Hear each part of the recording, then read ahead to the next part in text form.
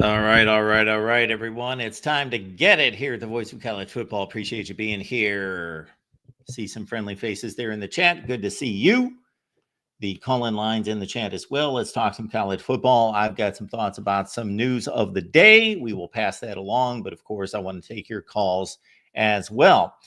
We have the Iowa show coming up with Corey Bret from the Hawkeye of the Storm. So just direct your path straight from this show, the college football show, over to our Iowa channel at 5:30 Eastern, 4:30 Central with Corey Bret from the Hawkeye of the Storm.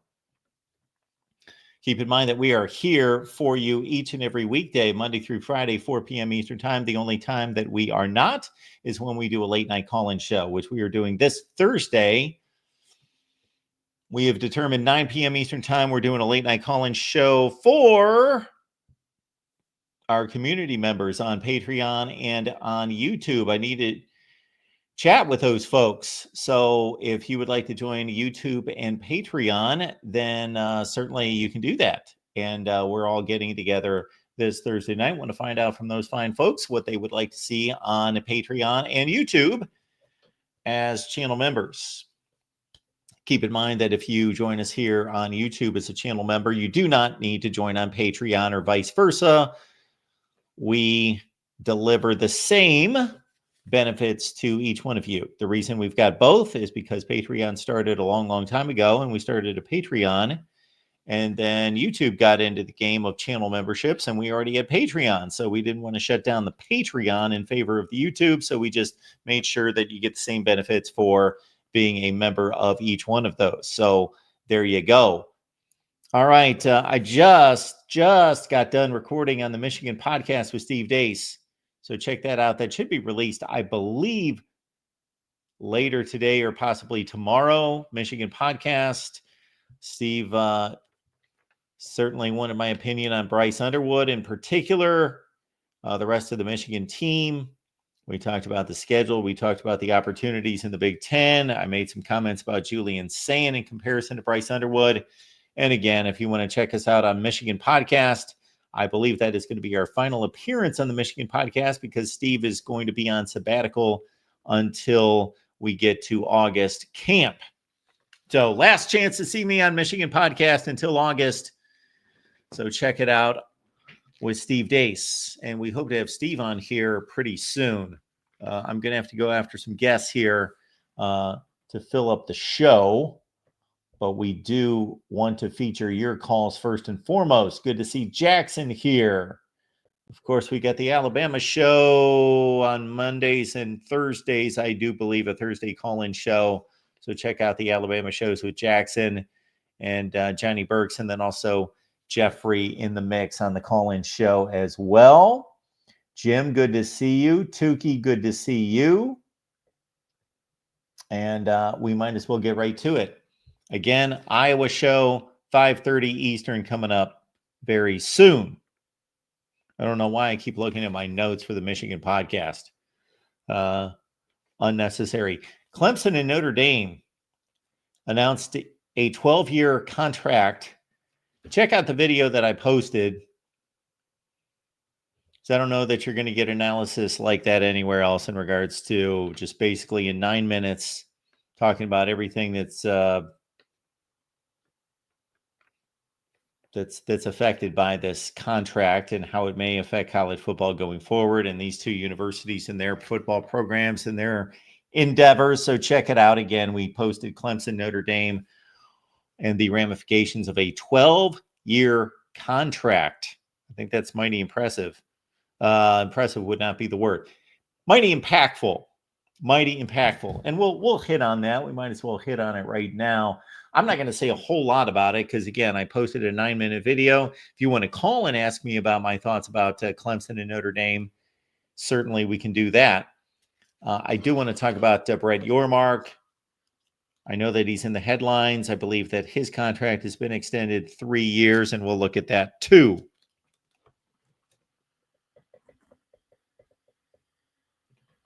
'79 Jed Buck, good to see you as well. Good to have everyone here. Grab a friend or two or 50 with you. and we will talk college football. We get to this one right here. Big 12 Commissioner Bret Yormark gets extension through 2030. So the Big 12's board of directors, and this comes our way courtesy Pete Thamel of ESPN. So the board of directors there at the Big 12 has voted to give Commissioner Bret Yormark a 3-year contract extension. Yormark's extension will run through 2030. He had originally agreed in 2022 to a 5-year contract. The Big 12 presidents are rewarding Yormark's work stabilizing and modernizing the Big 12 in the wake of Oklahoma and Texas announcing their departures in 2020. We've made progress over the last 3 years, and our best days are ahead, Yormark said in a statement. I am thrilled to continue to work alongside our member schools as we grow and strengthen the Big 12 into a conference that is innovative and prepared for what the future may hold. Yormark took over for Bob Bowlesby in 2022. He led 2 signature moves for the league, a new television deal and a 4-school expansion. His early declaration of the Big 12 being open for business has served as a fitting mantra for a tenure that has been highlighted by his constant pursuit of deal making. We'll talk about that. Yormark has done considerable work in upgrading the experience and feel of both the Big 12 football and basketball championships, helping elevate those events. Somebody would have to explain to me how he has elevated the Big 12 football championship. They play on noon on ABC, and before he started, they played at noon on ABC. The Big 12 also added a conference-wide football pro day under Yormark, the first of its kind in college sports. That was rather interesting. I did not know that that was coming, and somebody alerted me to that. I think it was Leanne Herring who let me know. Yeah, the Big 12's got a pro day. I don't know that really moves the needle one way or the other. The aggressive pursuit and consummation of a new television deal is Yormark's biggest moment as commissioner. Early on in his tenure in the summer of 2022, he prioritized and achieved early negotiations with Fox and ESPN. This is big. We'll get to this. More than a year before the exclusive negotiating window. A few months later, the Big 12 agreed to a 6-year, $2.28 billion deal. By going to the table early, the Big 12 positioned itself ahead of the Pac-12. I was going to get to that, which proved an inflection point in the Pac-12 spiral. Pac-12's weakness and failure to land a television deal of significance has led to the Big 12 picking up Colorado, Arizona State, and Utah. That was in the summer of 2023. Along with the addition of those 4 schools, he helped oversee the transition of 4 additional members, UCF, BYU, Cincinnati, and Houston. Yormark has also been aggressive in further expansion. Although the league has been unreceptive to the additions of UConn in all sports and Gonzaga in basketball. So this is still ongoing. This could happen. The talks with Gonzaga eventually faded, and that school joined the refurbished Pac-12. That's right. The discussions with UConn stalled in September. UConn needs to jump in on that one.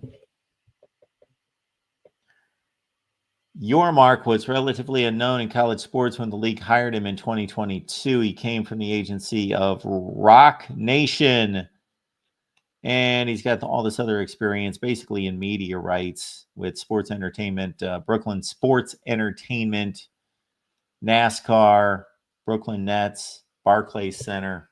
Okay. So here are the high points. My basic thoughts about Bret Yormark and his leadership of the Big 12 has been, I'll give him an A-.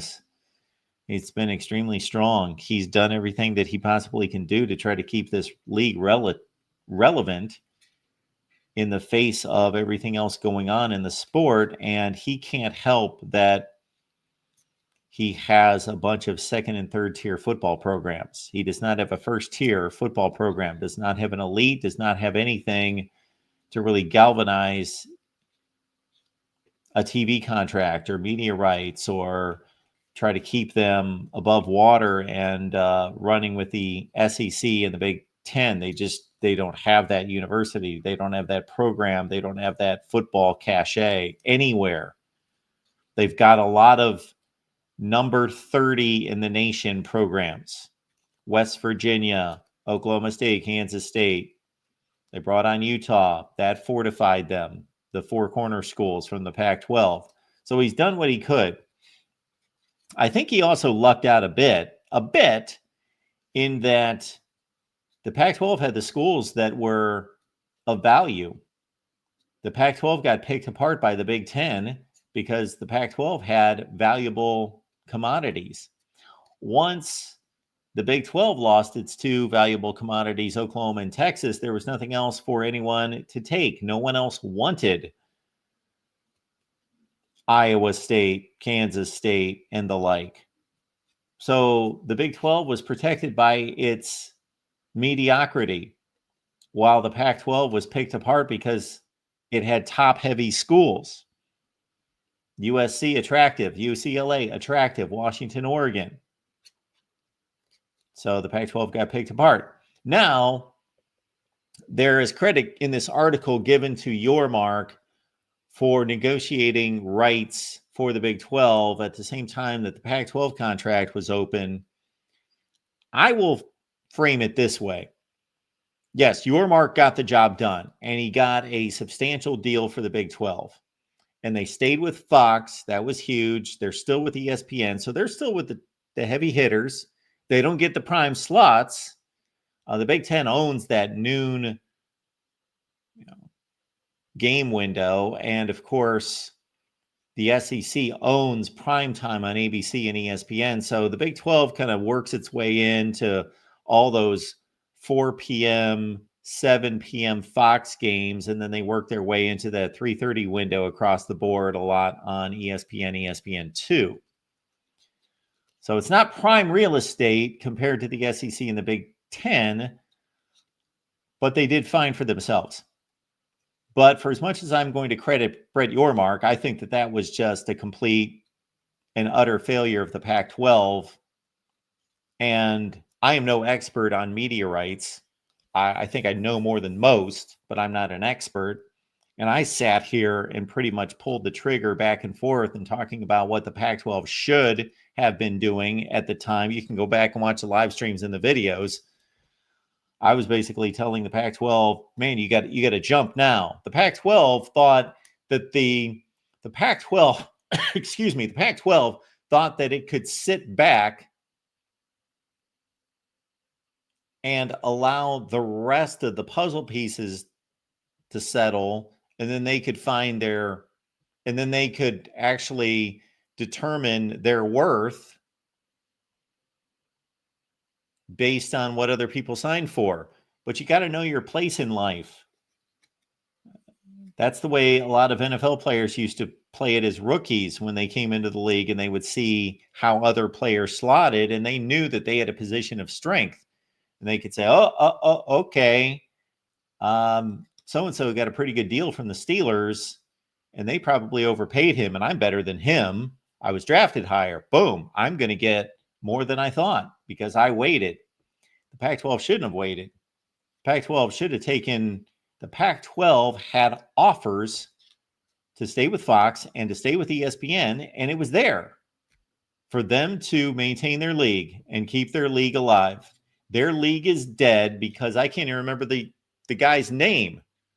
Shoot, I said his name about 15,000 times in the span of a year. The Pac-12 commissioner, who is no longer the Pac-12 commissioner, obviously there is no Pac-12. There is a Pac-12, but it's headed up by a female. I can't remember her name. She's the anyway. So, man, I can't think of that guy's name. I'm going to have to look him up. He's got a funny last name. I only said his name 15,000 times. There it is. Kliavkoff. George Kliavkoff. That's it. Thank you, DeReal. I can't believe like we're about a year removed from that, and I already forgot the guy's name. But I thought that was a hopeful addition to the Pac-12 when he was hired, because he looked to be kind of like a Bret Yormark, entertainment background, that he would separate the Pac-12 from the demise of, I do remember this name, Larry Scott, the previous commissioner, who was a complete nothing, complete zero. I've got a friend who likes to use that term when he's referring to certain executives and so forth. I used to do that at ESPN all the time. He'd say, well, that guy's a zero. She's a zero. Larry Scott was a zero. He tried to create this ideal atmosphere of money, sports popularity, and balance that perfectly with Olympic sports and ideals. And he just didn't live in the real world. And he put the Pac-12 in a bad place. And thank you to Real. I'll get to your call in 2 seconds. That George Kliavkov, he was in a bad position. So he took the Pac-12 from a bad position, but he could have salvaged the conference. The Pac-12 should still be here. If they had anyone with some brain, I'm guessing that at least half the chat and myself could have salvaged the Pac-12. Because I was sitting here day by day calling the shots, and I'm not saying that they would have been the best shots in the world, but we would still have a Pac-12. It was just unbelievable what they did. And they allowed all the broadcasting territory to be taken up. They watched their stock fall. Instead of selling high, they allowed themselves to be diminished into a corner, and then they fell apart. And obviously, so, and as the schools saw that they were not executing a media rights deal, what happened? The schools left. And they could have survived to USC and UCLA. And remember, at that point, Oregon and Washington were still part of the Pac-12, and the Big Ten, for whatever reason, did not immediately take Washington and Oregon. It took from the fall of what was that, 2022 to the spring of 2023 before the Big Ten took on Oregon and Washington, because I think that the Big Ten was trying to figure out, okay, Notre Dame, can we get them in? And then who do we couple with Notre Dame? Do we bring in a rival like Stanford from the West Coast, or what do we do? Oregon, Washington, who do we bring on a fourth? You know, there were all sorts of pieces in play there. But yeah, there should be a Pac-12 conference. All right, let's continue our Bret Yormark discussion a little bit later. We got the Real MVP chiming in. Hey, Mark, how you doing this evening? I am doing well. Thank you for your patience. Yeah, no problem. If we lived in a world where college football cared about college football and not about money, then we wouldn't have a Pac-12. We would have some West Coast representation. Well, they can still care about money. They can still care about money and make a wise deal. There is a trend in sports. We saw it with Nico and his contingent. We see it with these conference commissioners that can't bite the bullet and swallow their pride and have a reality check of knowing where your place is. You're not the best conference. You're not the second best conference.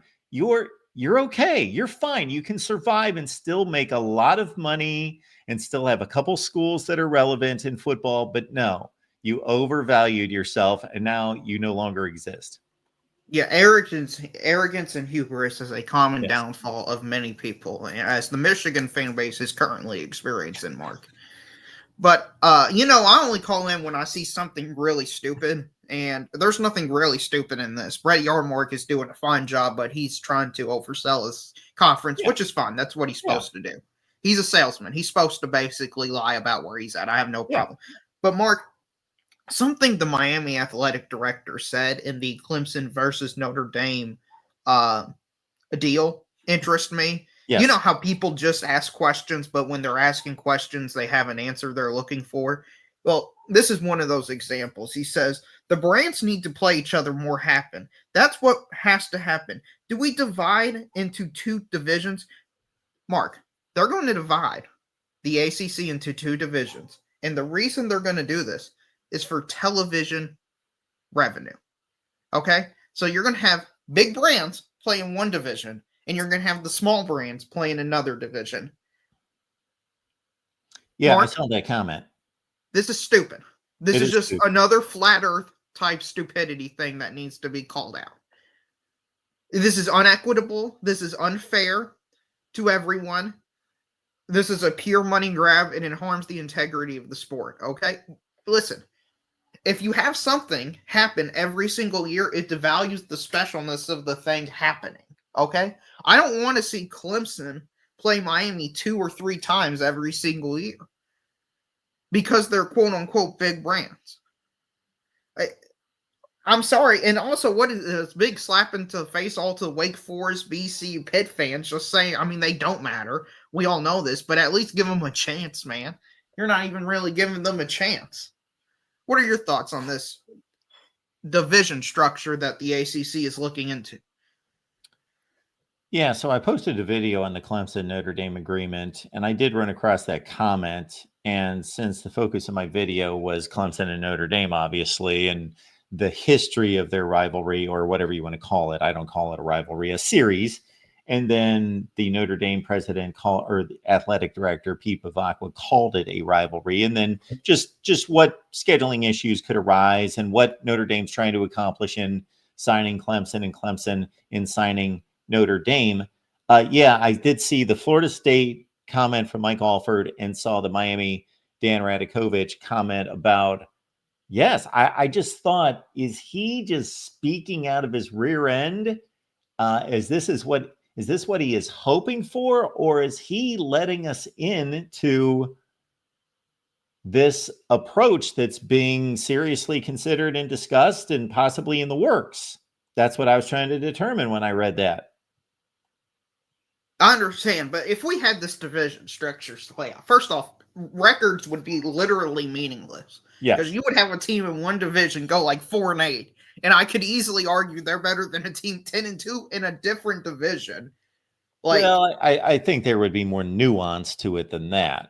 I understand. I'm speaking in broad generalities, though, because I'd have to look at the talent, the team evaluation and stuff. But if you have Notre Dame, Florida State, Miami, Clemson, all in one division, and then you have Pitt, Wake Forest, Syracuse, Boston College in another division, odds are the fourth best team in Division A is going to beat the best team in Division B most years. Would you agree with that? Sure. So when I'm speaking broadly because I don't have an exact metric going forward for this, but all I'm saying is if we're doing this, then like it kind of gives more legs to the theory the last time I called in about television ratings that we're going to use TV ratings to develop playoff teams. Because why else would you make this type of move? The odds of you getting more teams in the playoffs, because we're going based off record when determining these teams, when you have all your best teams in one division, those two things contradict one another. They do, unless there's going to be a minimum number of playoff entries for these conferences, like has been talked about, SEC 4, Big Ten 4, and then 2 each for the Big 12 and the ACC. And then they're not going to care.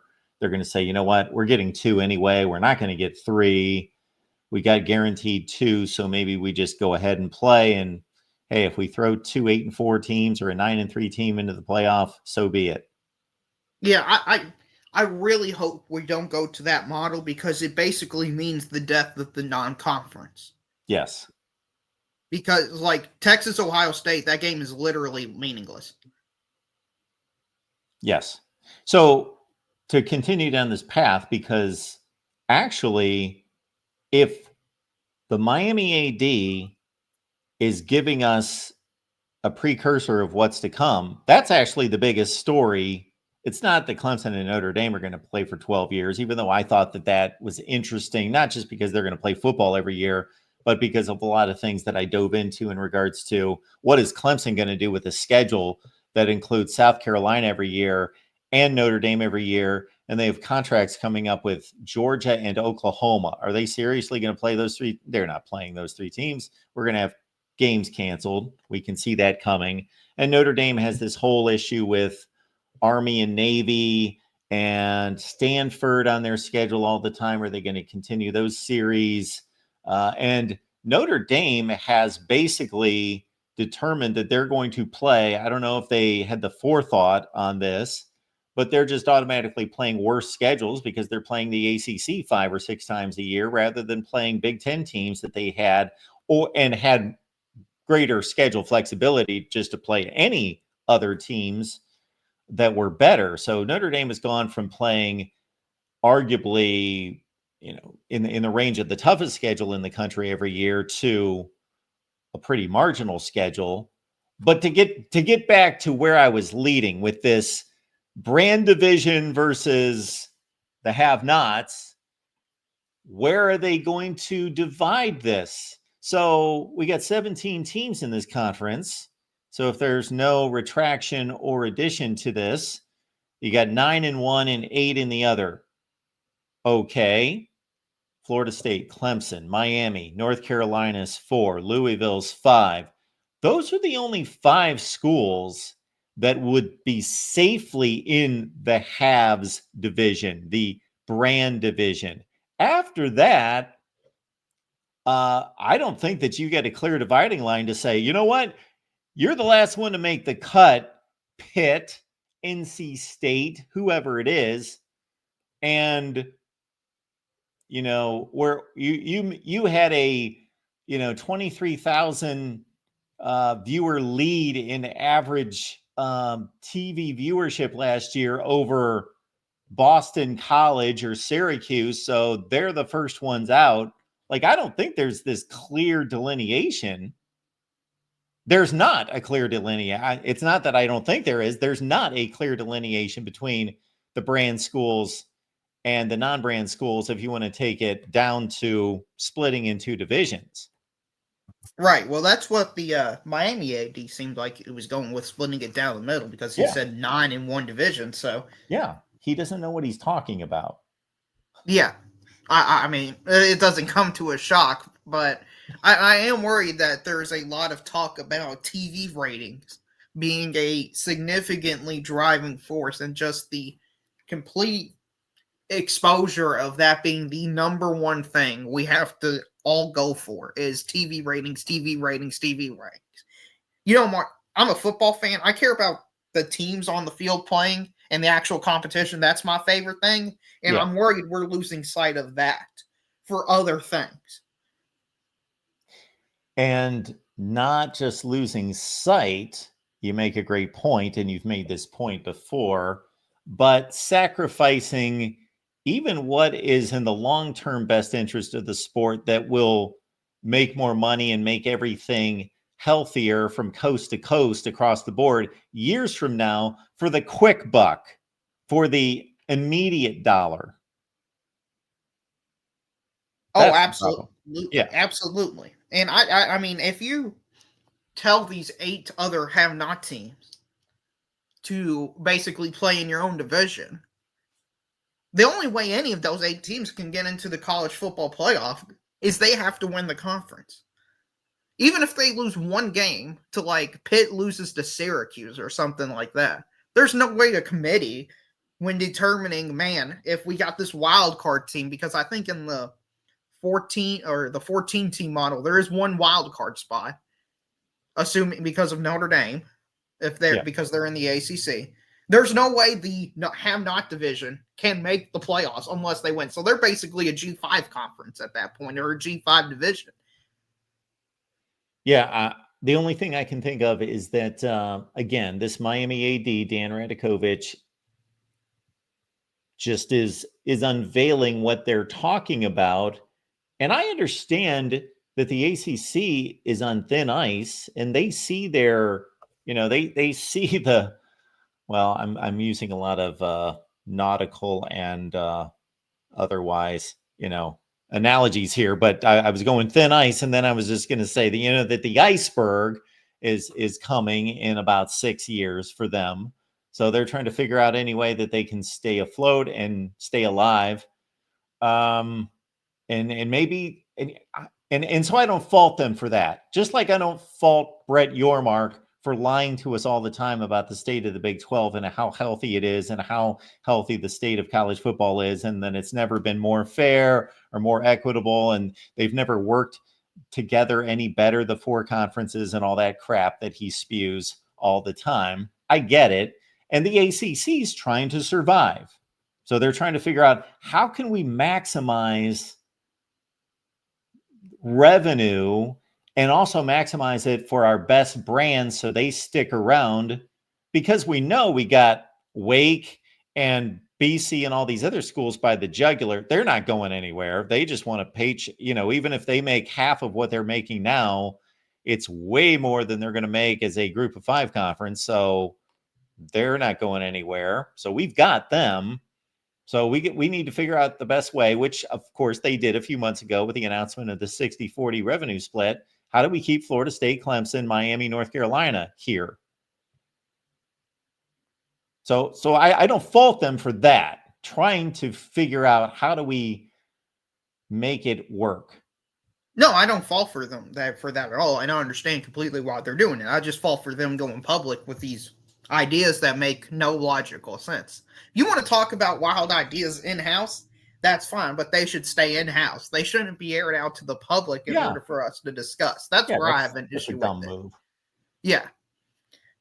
Especially with this whole Clemson, like this Clemson-Notre Dame thing. Is it in addition to is it going to count as a conference game some years and not other years? How is that going to work? Is it just automatically a conference game every year? It's not a conference game. You mean, does it count against Notre Dame's quota?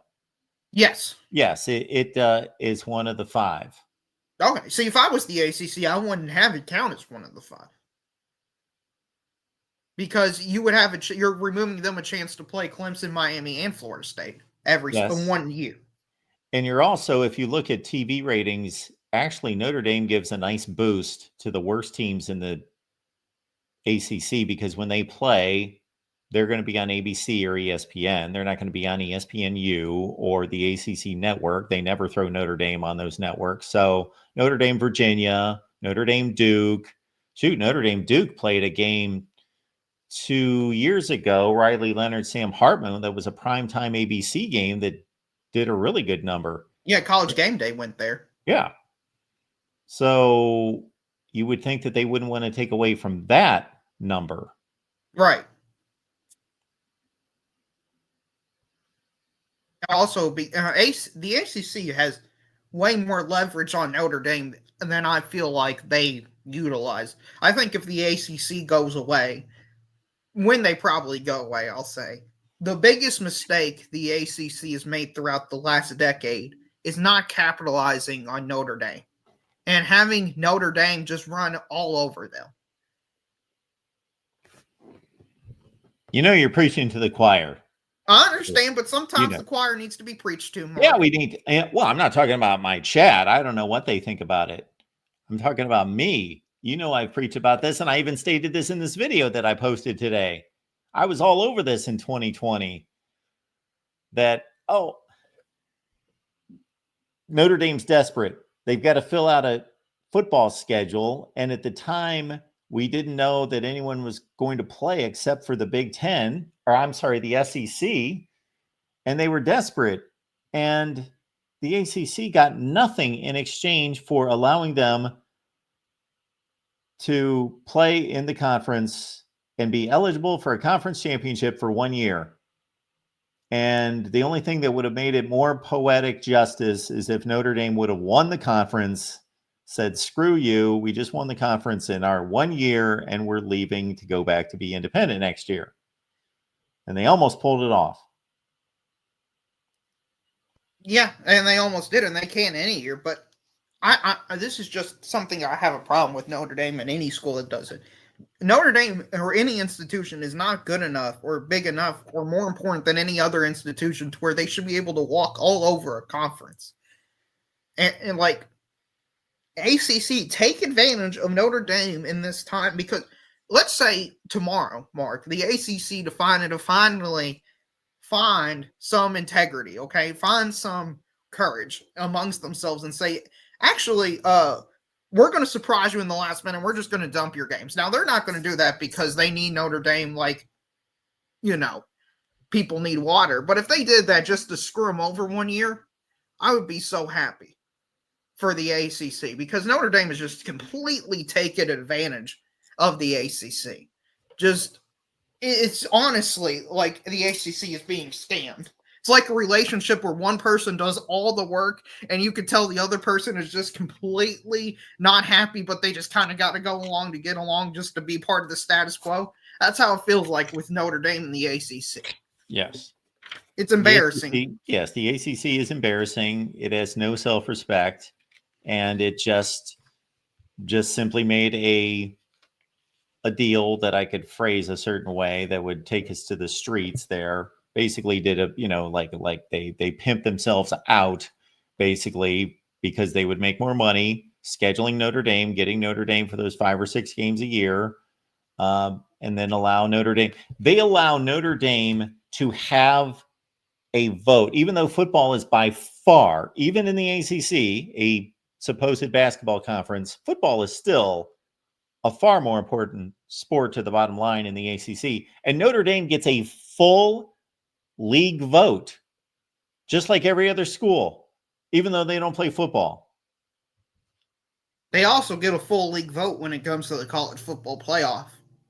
Yes, as much as a conference does. So, yes, they get the best of both worlds. They get to vote within the ACC as a full member, but then when it comes to the college football playoff, they get to vote outside the ACC as themselves. Makes no sense. Yeah, it doesn't make any sense. No institution anywhere should have that much power. That's a nice little short right there. I'm going to go with.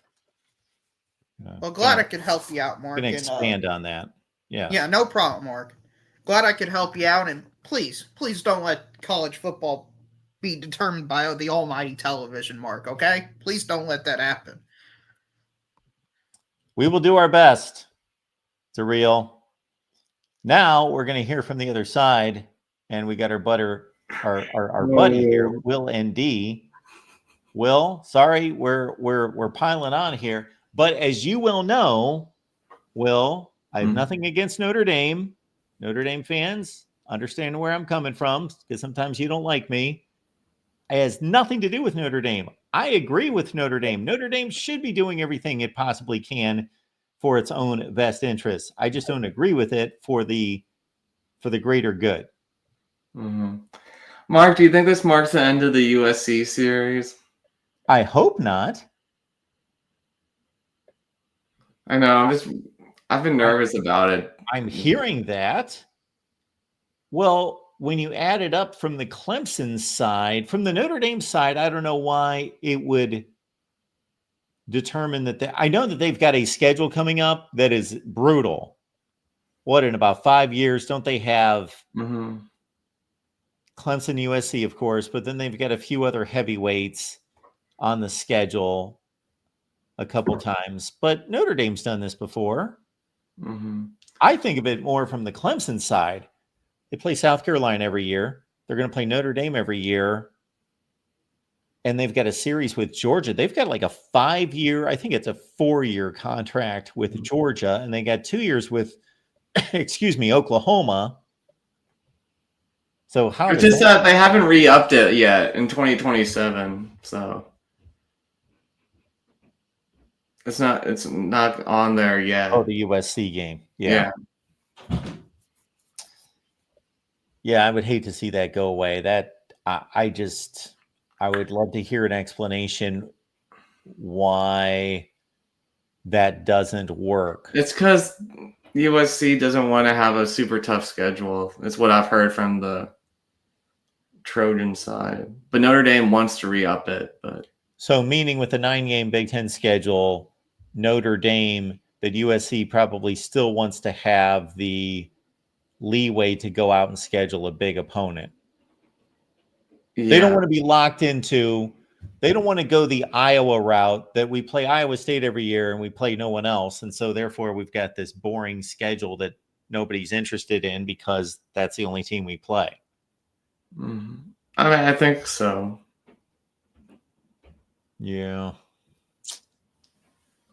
Yeah. Some things in college football, well, there were things that have gone by the wayside that we thought never would end, and they have. So that could just be another one.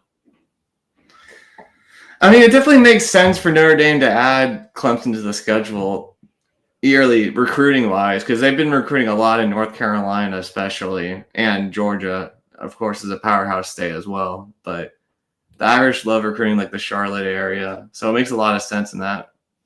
And also, like, I feel like both teams are pretty clean in terms of like they don't have any like players speeding and like they all seem like pretty good people that both that Dabo and Marcus, they both seem like very clean cut programs. Picking on you, Will. I'm not picking on you. That just hit me kind of funny.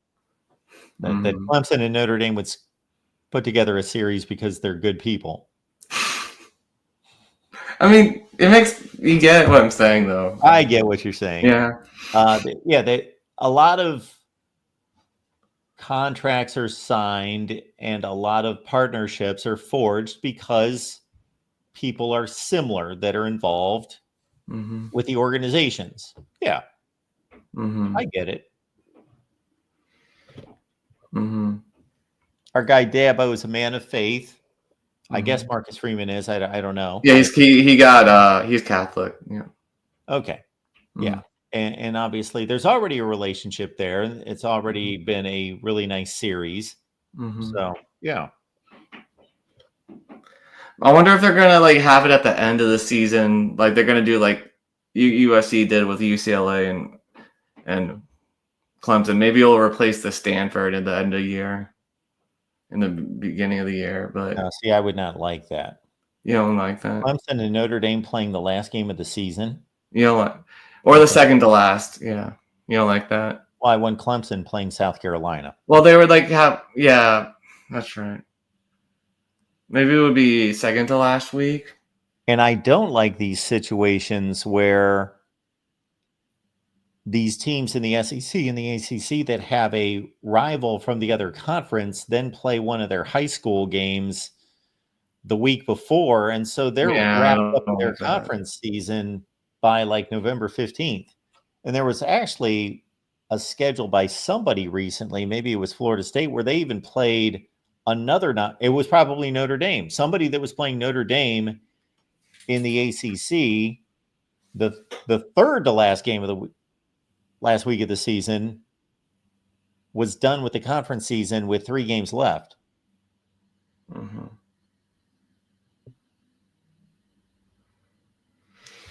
Yeah.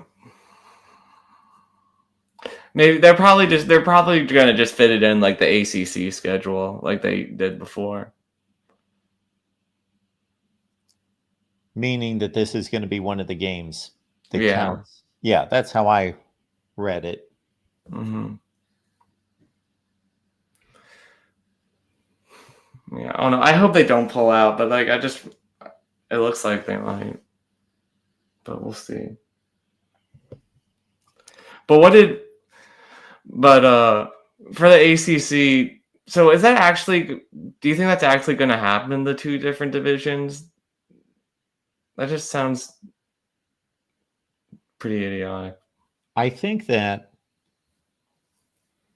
the ACC would be able to do a better job of coming to that conclusion and reaching its goal of putting its brands together. They could do that. They could do that right now. They could do that with 2 divisions that were balanced, actually. Yes. Reasonable decision, because you're still playing 3 or 4 games against the other division. So you can still wait, put Florida State and Miami in 2 different divisions, et cetera, and you can still achieve that goal of having better brands playing each other more often rather than stacking them all in one division. That's ridiculous. Do they really want an ACC championship game with Clemson? Yeah, that's a word. Like that, it just looks so bad on championship week. Yeah. Do they want the best team playing the 8th or 9th best team in the conference in the championship game? Yeah, it's ridiculous.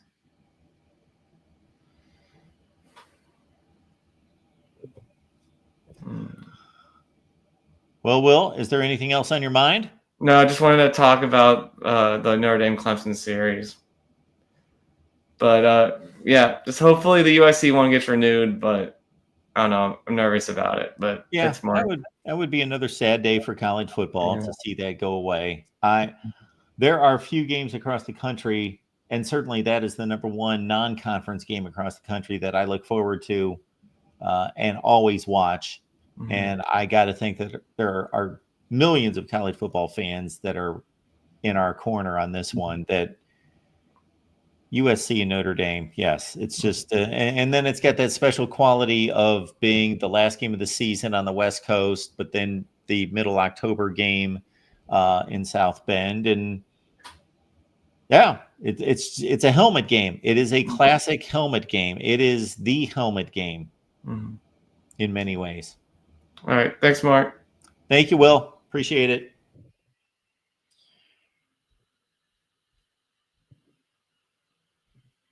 Michael says USC cannot pull out. The media deal has ratings tied to Notre Dame versus USC rivalry, and it's about to be big again.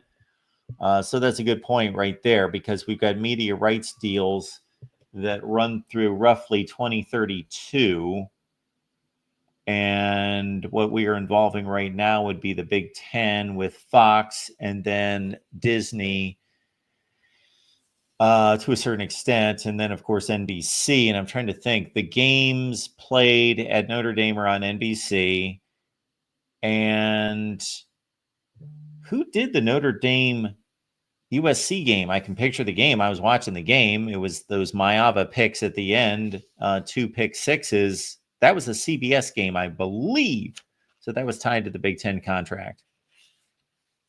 I believe that was a Gary Danielson, Brad Nessler game on CBS this past year. If Jackson's here, he'll definitely correct me on that one. So, yeah. So Will's got it. Yeah, that was a Nessler Danielson game. I thought it was. No, that's a good point that's a good point by Michael Campbell, because I guess that could be worked around. Anything can be worked around. If those two schools really wanted it, then there would be some adjustments made to a contract. And even though that's an enormous game that brings a huge rating and a huge number, it obviously is just a little blip when you take the totality of the entire contract for one season. It's one game out of whatever, 3 or 4 per week, 60 games, 70 games. But it is a good point to be made. Now back to Bret Yormark. My conclusion on Bret Yormark is that this guy has done everything conceivable to keep the Big 12 relevant, to keep it secure, to keep it strong. So just prior to Bret Yormark taking over the Big 12, Bob Bowlesby, the former commissioner, had done something that, of course, he was not listening to me, but I got to tell you, I released a video probably 2 weeks before it happened. And I said, well, Big 12, you're on thin ice. Your conference is probably, at that point, we didn't know if it was going to be the Big 12 or it was going to be the Pac-12 that was going to implode and get picked apart. And in some ways, the Big 12 looked more vulnerable at the time after losing, of course, Oklahoma and Texas than the Pac-12 did, because that was still a year later. So it looked like the Big 12 was going to conclude with the same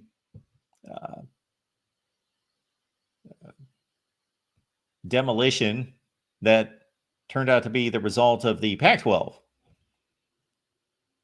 Because at the time, there were only 12 teams. And so they were down to 10, and Texas and Oklahoma were taking something like 40 or 45% of the revenue with them. And there was no thought at that point of picking apart another conference, especially a conference that actually at that point, Pac-12 had more prestige and was in a stronger position than the Big 12. So my suggestion was, well, you got to go get the best group of 5 schools. Go get UCF, Cincinnati, Houston, and BYU. That was my video. Go get those 4 schools. And so then within a few weeks, Bob Bowlesby went out and they did that. They went out and grabbed those schools And that was about the best move they could make. And then, of course, with the Pac-12 falling apart, and they went and got the 4 best schools that they could get. They wanted Oregon and Washington, of course, but they could not get them. They denied Washington State and Oregon State. They thought about it. They gave it consideration. They looked at it, but they landed with Oregon State, or I'm sorry, Arizona State, Colorado, and Utah. So Bob Bowlesby's done as well as he could from the standpoint of holding his conference together, fortifying his conference, building onto it, getting out to the West Coast. Arizona is a great state to be in from the standpoint of the high school football quality has improved considerably in Arizona in the last 15 to 20 years. And obviously the population soaring. Utah was a great get. Colorado was a great get. If not for TV markets, for stability of programs, just strong football programs. And of course, Utah's been really good for a long, long time.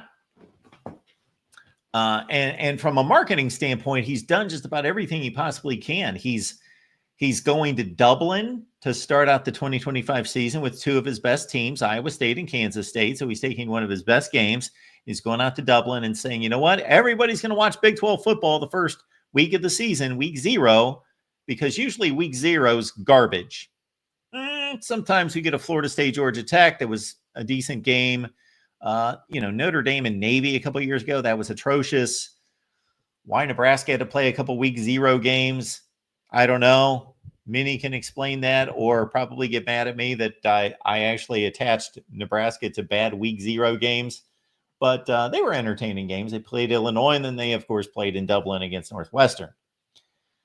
Point being, this is the best product that we will see in a week 0 game in a long time, since we had Kickoff Classic, since we had the Pigskin Classic, and whatever other classics that they were called, when we had the likes of, remember the Kickoff Classic back in the 80s, started in 1983, Nebraska, Penn State one year,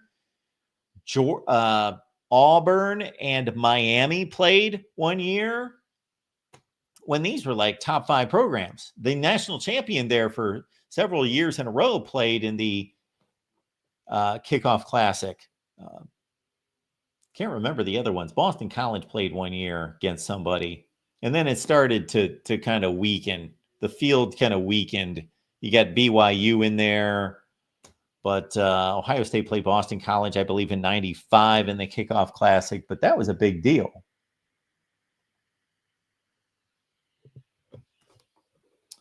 But so this week 0 matchup with Kansas State and Iowa State, I would argue, is the best we've seen in a long, long time. And it's a conference game.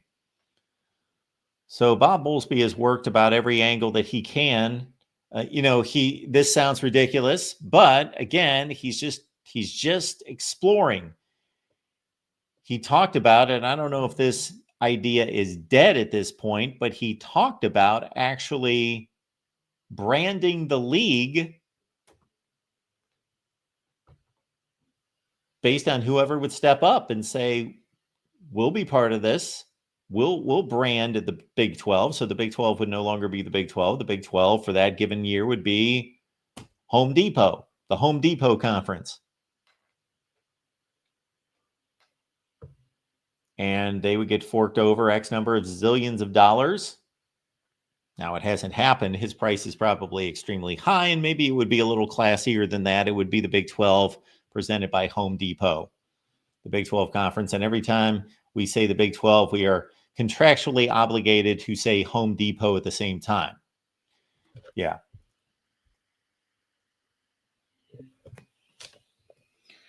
So again, Bret Yormark has done a fine job.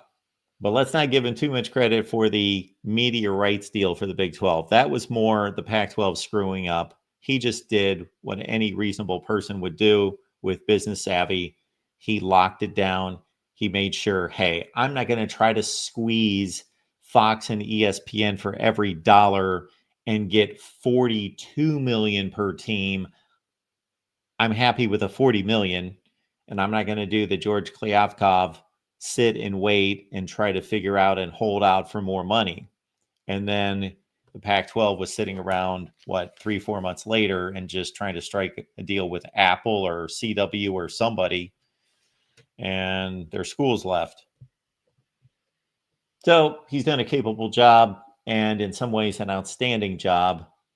And the only thing I alluded to before that I find amusing with Bret Yormark is he talks about the Big 12 like it's God's gift to collegiate sports. And it's not, but it's rather amusing. And then when he talks about every time there's some type of college football playoff news or another negotiation about the format or how many teams are going to be in, he always lays out these ridiculous statements about, the partnership between the Power Four has never been better. The equity, he said this a couple months ago, the equity between the Power Four has never been better. That's a bunch of BS. The numbers don't lie. For the first time in history, you're not getting an equal split with the Big Ten and the SEC. You're not getting screwed. You're getting what the value of your league would dictate. But for the entirety of the history of college sports, these leagues have worked together and they have split the pie equally until now. And the Big 12 is going to continue to be the Big 12. I think the Big 12 is going to be fine. The Big 12 has seen the demise of the Pac-12. The Big 12 is seeing that the ACC was close to being in a predicament, and it's only a few years away from being in a predicament. The buyout for the ACC schools is very limited, very reasonable for those schools to be able to get out of the ACC, and that does not exist in the Big 12. And again, I don't think any of these schools in the Big 12 are anxious to leave or have many opportunities to leave. I think the Big 12 is in a great position just in terms of survival. Who's going anywhere in the Big 12? Who wants anyone from the Big 12? No one that can pay them the amount of money that the Big 12 does. As opposed to when you compare the Big 12 to the ACC, unfortunately for the ACC, they've got 4 brand name schools that are attractive to the Big Ten and the SEC. So the elite status of Florida State and Clemson and Miami and North Carolina to some degree, to some degree could be the ultimate downfall of the ACC. They may be too good for themselves. Too good that they can't stay together because they're going to get picked apart. All right, folks. We've got our Iowa show coming up at 5:30 Eastern. That's at 4:30 Central with Corey Bradda from the Hawkeye of the Storm. I had a couple of thoughts about Iowa. I think I'll bring up to Corey my ranking of Kirk Ferentz, which reminds me I've got a video coming out where I'm going to go through the final 30 college coaches. So I have started to produce that. And I also had an idea for a number of videos that we will possibly work on here at some point. We got our buddy Adam in the chat who says the Big 12 has 0 class. I don't know what that means. I have no idea what that means.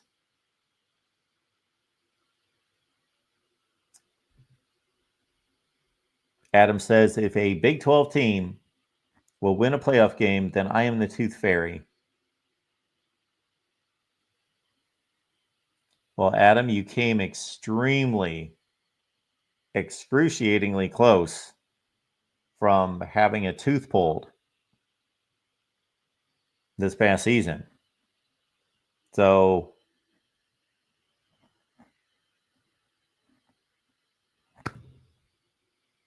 I'm a slacker. Yeah, I got some video ideas. We got to get to our all-time program rankings, which somebody reminded me of a couple weeks ago. A few people did that. It's about time for us to do our big spreadsheet and go through all the program rankings. And do not want to confuse those with the 2025 program rankings. Let's see if I can find my sheet here. What do we got?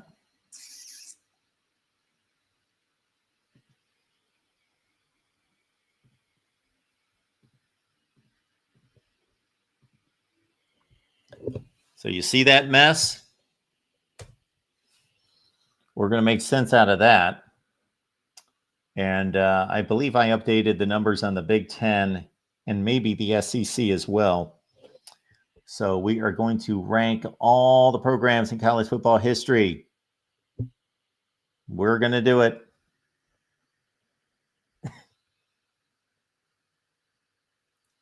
Now we've got exceptions. Arizona State's an exception. Well, nobody would have guessed Arizona State to be the exception. This time last year, they would have said maybe Utah's the exception or Oklahoma State's the exception or somebody else, but not Arizona State. They're not fun for me. Hopefully they're fun for somebody. And yeah, the top 30 coaches. Didn't really ring. It doesn't have a ring to it. Top 30, but that's where I'm stuck. I'm in my top 30. So it's going to be a top 30 video. Top 20 sounds better. Top 10, top 25. But yeah, top 30 is what it's going to have to be because I'm not going to put you guys through any more live shows with coaches' rankings. We're going to move on from that.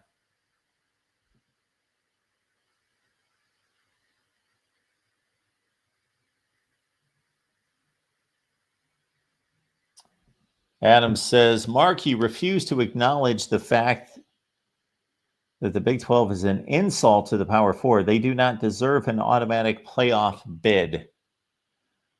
Okay, well, they are part of the structure of college football.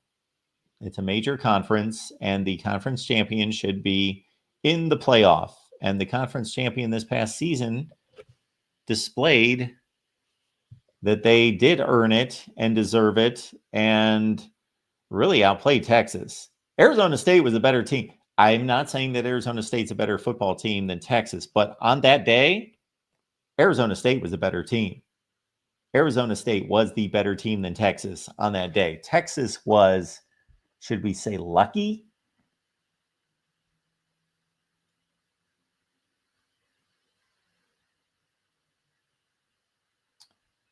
Okay. Well, this is something, Adam, that I've stated countless times. And when we finally landed in this place where the Pac-12 imploded and they went their separate ways and the Oklahoma, Texas teams went to the SEC, yes, I have stated this already. I do not expect the Big 12. I have actually made a prediction that the Big 12 will not be winning any national championships. But that's fine. We cannot eliminate a conference with that large of territory of college football. It would be to the detriment of college football nationally if we just ignored the Big 12 and treated it like a group of five conference. You cannot do that to that large. You would be killing the sport. You would kill the sport. You would have Kansas State fans and Iowa State fans and Oklahoma State fans who currently love Big 12 football, but also feel connected nationally because they feel as though their champion can play in the playoff and maybe a second team, and that they have a connection to everything else that's going on in college football. If you would just rip the Big 12 out of the national landscape and say, you know what, this league's not good enough. It's now going to be the SEC and the Big Ten, and maybe we'll just pick apart the ACC and just add the schools that deserve it to the SEC and the Big Ten. You would just alienate way too much of the country. That would be such a just detrimental move, stupid move to make. That would devalue the sport considerably.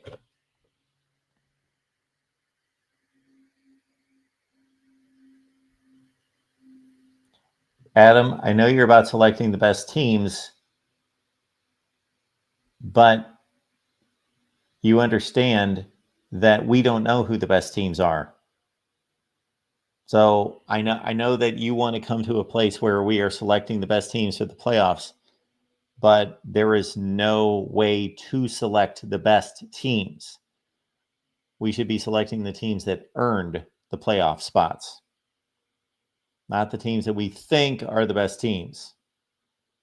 I know you want to have some type of committee that you can trust to select the teams. Well, we already have that committee. We've already got a committee that selects the teams.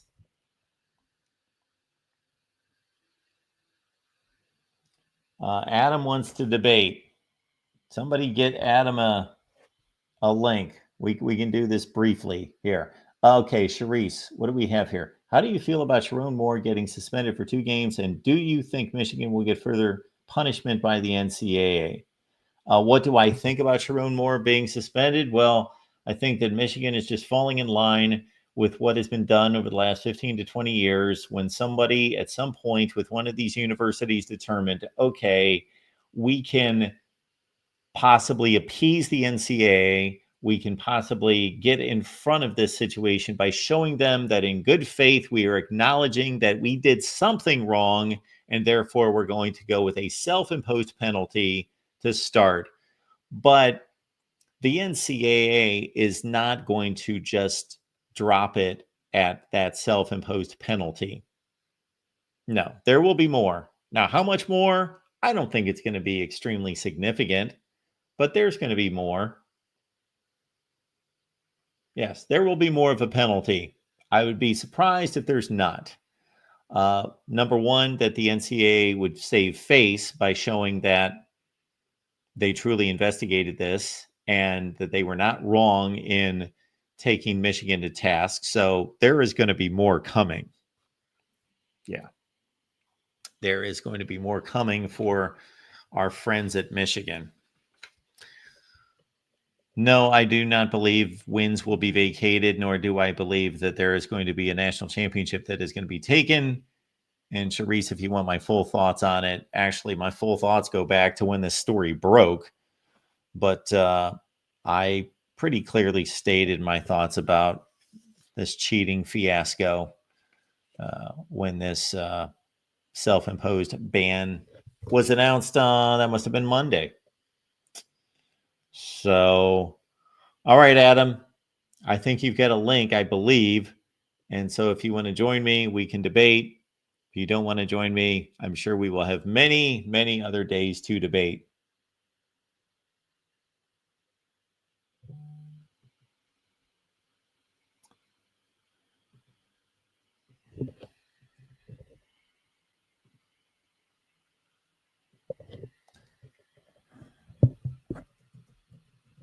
Here's the link. And in the meantime, I'm doing a poor job of promoting our channel here.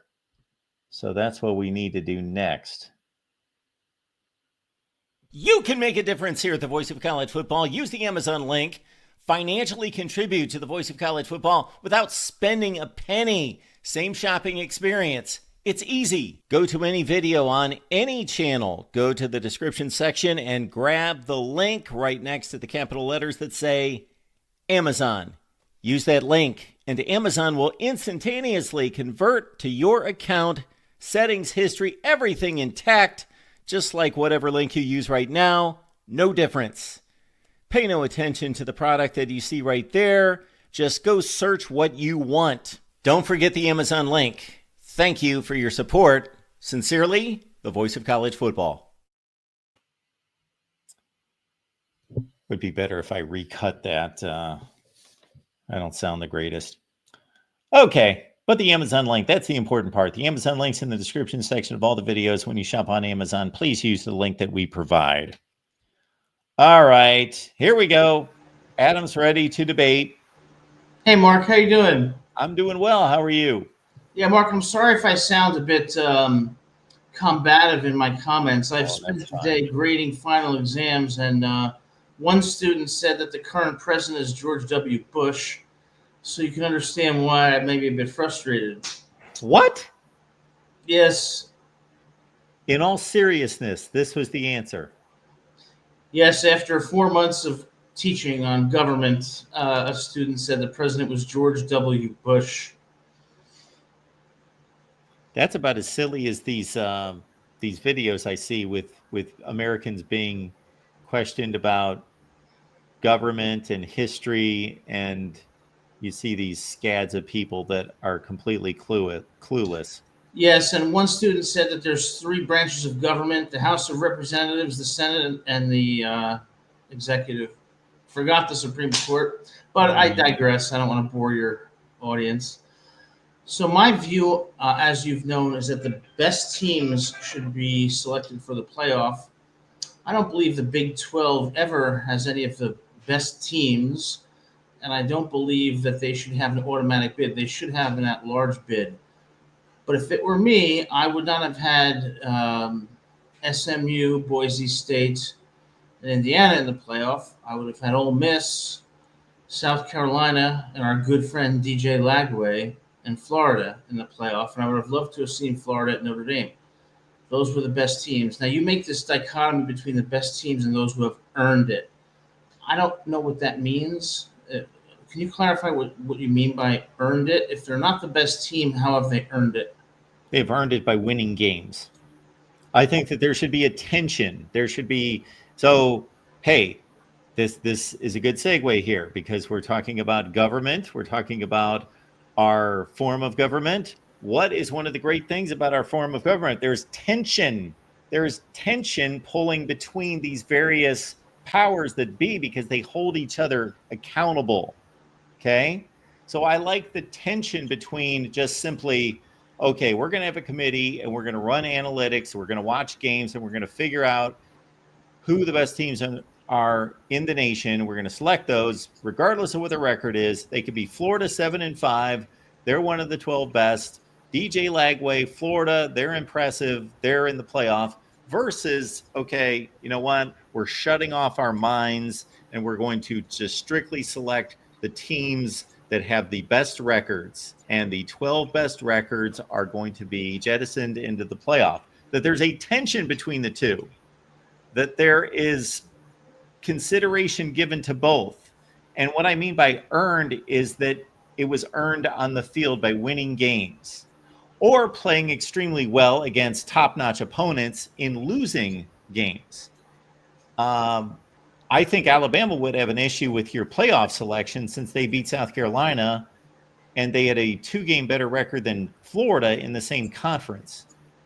Alabama's loss to Oklahoma eliminated them, and I would say because they did not look like one of the 12 best teams in the country if you watch the game. And sure. I don't go solely on wins and losses because although your argument is certainly legitimate, it doesn't take into account schedule strength disparities, and it doesn't take into account teams that really surge at the end of the year, like the Gators.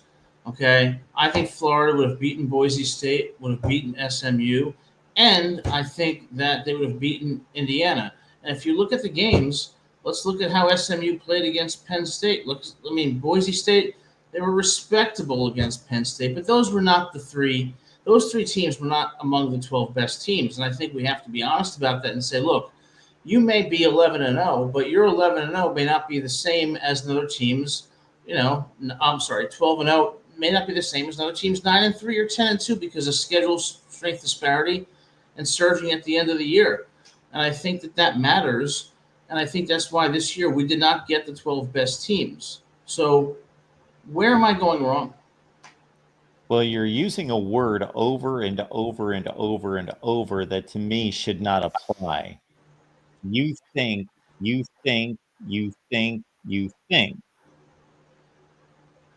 I think a lot of things as well.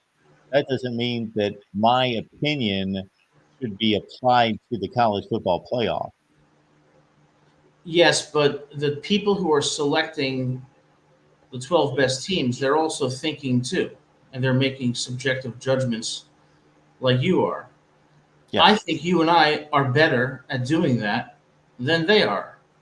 And I think that if you honestly look at what happened on the field, there are teams with 2, 3, 4, and even 5 losses that were better than Boise State and better than SMU.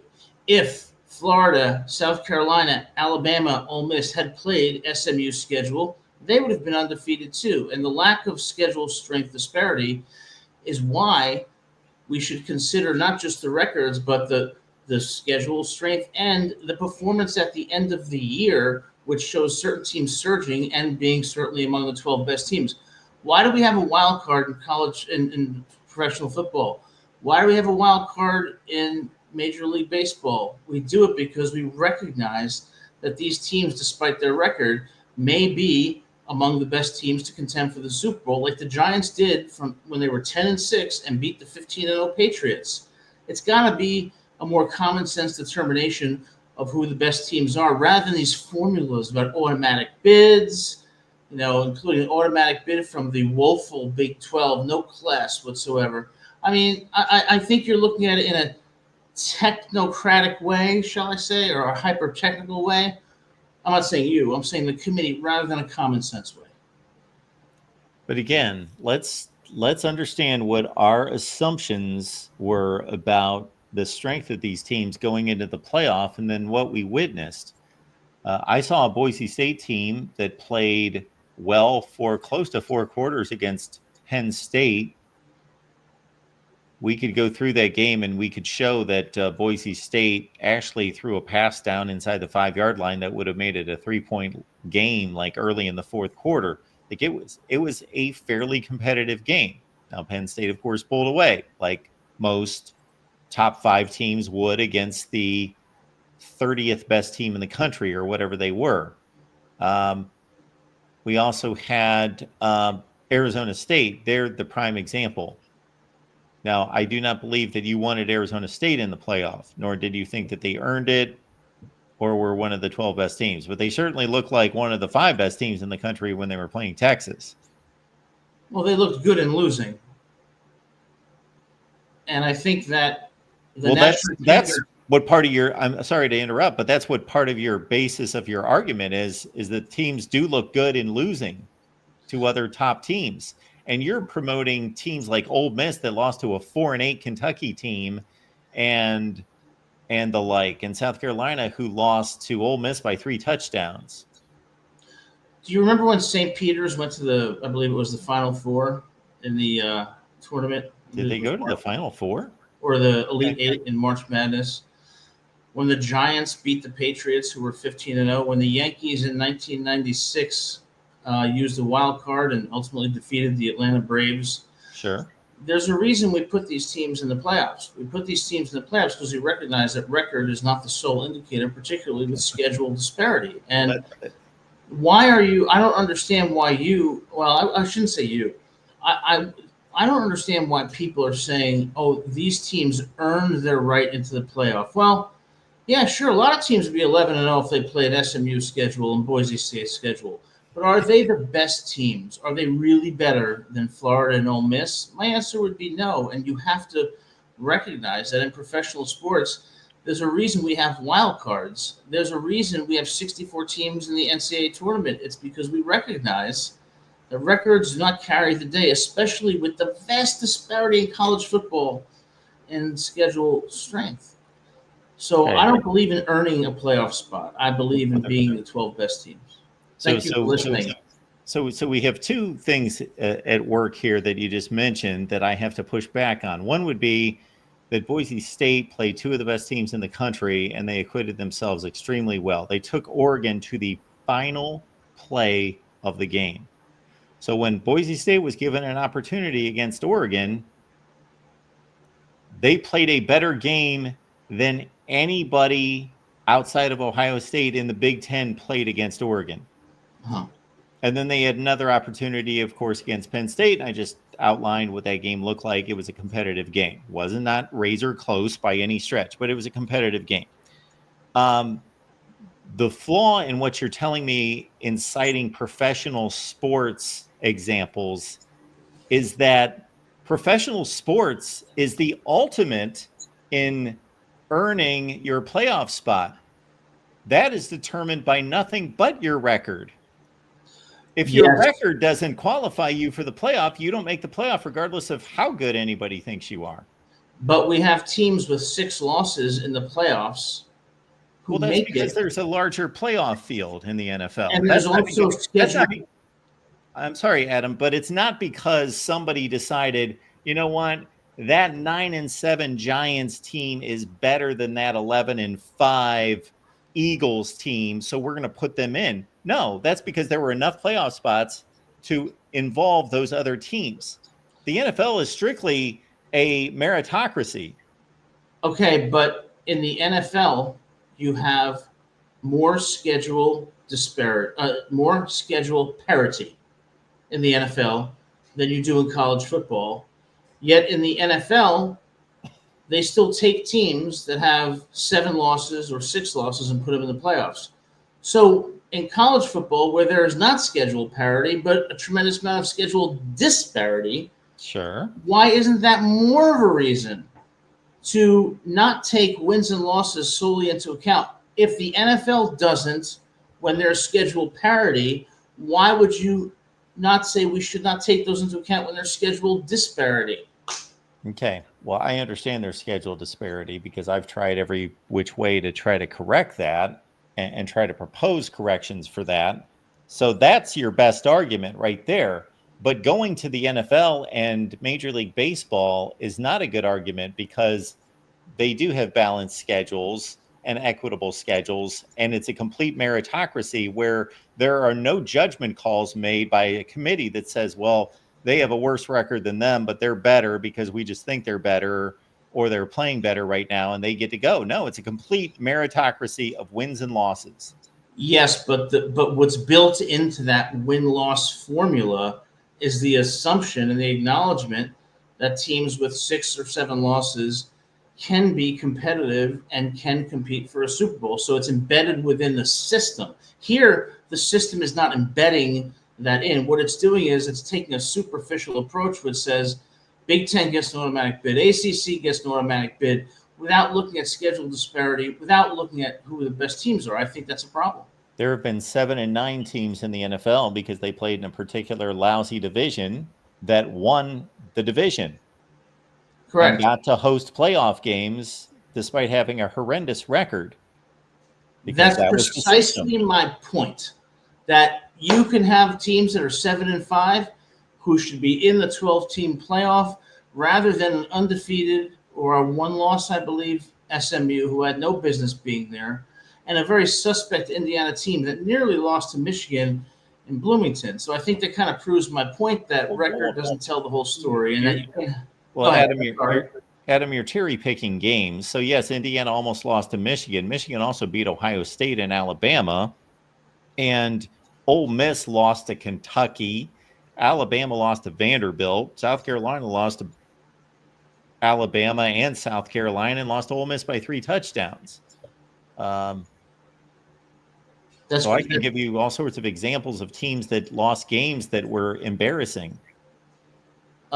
You can, but when you look at who the best teams are at the end of the season, I think the case is pretty clear that it wasn't that 9 of those 12 teams arguably should have been in, but 3 should not have, and leaving Ole Miss, South Carolina, and in my opinion, Florida. And that, no slight to Alabama, I got my master's degree from there, but hey, those were the teams that should have been in, and I think we need to look at the NFL where you have schedule disparity, but still a recognition embedded in the selection that people with worse records still get in, because record doesn't tell the story. If it doesn't tell the story with schedule disparity, it should not with schedule disparity. But I also want to confirm with you, Mark, please tell me that George W. Bush is not the president, because I'm starting to question my sanity when a student says this. So it is Donald Trump, am I correct?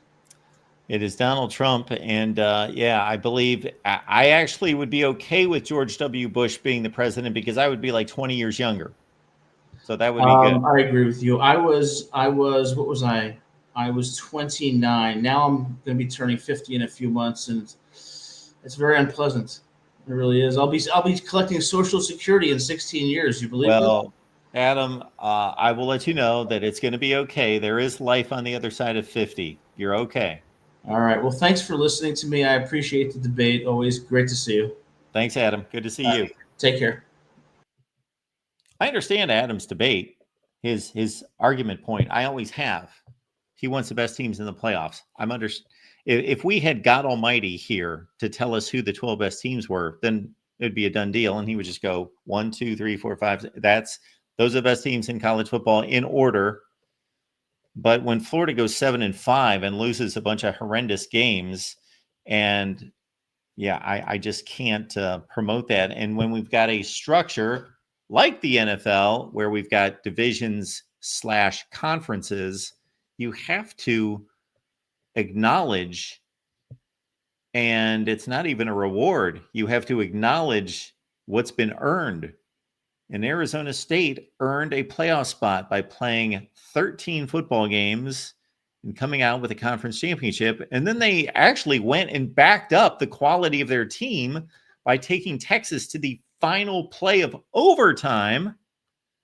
It's not like, even I would be making this argument even if Arizona State would have gotten their doors blown off by Texas 50-0. I'd still be defending them in their position. But they actually went and validated the selection. And I believe Boise State did too. SMU did not. However, not every team that makes the playoffs is going to perform up to a standard. It happens every year. And I just was watching the NBA game with my buddy the other night, the Cavs and the Pacers. And I was I know nothing about what's going on in the NBA right now. I did not know one player on the floor or anything like that. But I'm looking at the Cavs series against the Heat, and they blew them out by like 50 points practically every game. Does that mean that the Heat should not have been in the playoffs? No, they earned a playoff spot. So what happens in the playoffs does not invalidate the regular season performance. All right, folks, I am going to still be sitting here, but I am going to be on the Iowa channel in 3 minutes. We'll see you then.